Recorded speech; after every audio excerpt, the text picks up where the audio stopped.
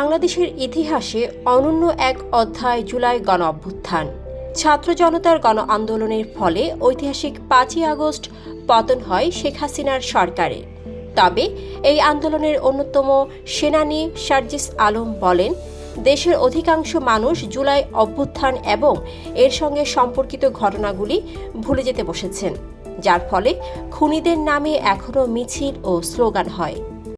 Fashion brand মানে art. শুক্রবার রাজধানীর ডিপ্লোমা ইঞ্জিনিয়ার্স ইনস্টিটিউটে আয়োজিত চাঁপাইনবাবগঞ্জ ফোরামের এক অনুষ্ঠানে জুলাই শহীদ স্মৃতি ফাউন্ডেশনের সাধারণ সম্পাদক এবং জাতীয় নাগরিক কমিটির মুখ্য সংগঠক সার্জিস আলম এসব কথা বলেন। সার্জিস আলম বলেন, আমরা প্রতি সপ্তাহে দেশের বিভিন্ন বিভাগে যাই। শহীদ পরিবারগুলোর সঙ্গে আমাদের দেখা হয়, কথা হয়। প্রায় 4-4.5 মাস পরও যখন কোনো শহীদের বাবা, গর্বিত মা আমাদের তার সন্তানের রক্তাক্ত লাশের ছবি দেখান, বিদ্ধ হওয়া বুলেটটি দেখান, তখন আমরা 3-4-5ই আগস্টে ফিরে যাই।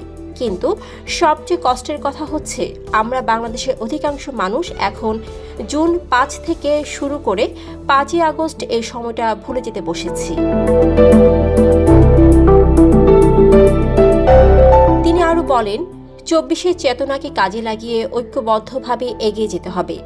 অনেক ত্যাগের মাধ্যমে যে পরিস্থিতি তৈরি হয়েছে, সেখানেও ব্যক্তি স্বার্থের জন্য অনেকে কাজ করছেন।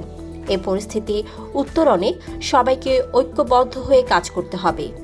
শেখ হাসিনার সমালোচনা করে সার্জিস বলেন, আওয়ামী লীগ সরকার ক্ষমতায় থাকাকালে উত্তরবঙ্গের সঙ্গে বিভিন্ন ক্ষেত্রে অবিচার করা হয়েছে। হাসিনা নিজের বাড়ি যাওয়ার পথে এক্সপ্রেসওয়ে করেছেন, কিন্তু উত্তরবঙ্গের রাস্তা হয়নি। ডেস্ক রিপোর্ট, সারাদিনের সংবাদ। ফ্যাশন ব্র্যান্ড মানে art. Men's, ladies and kids wear. Art. Be smart.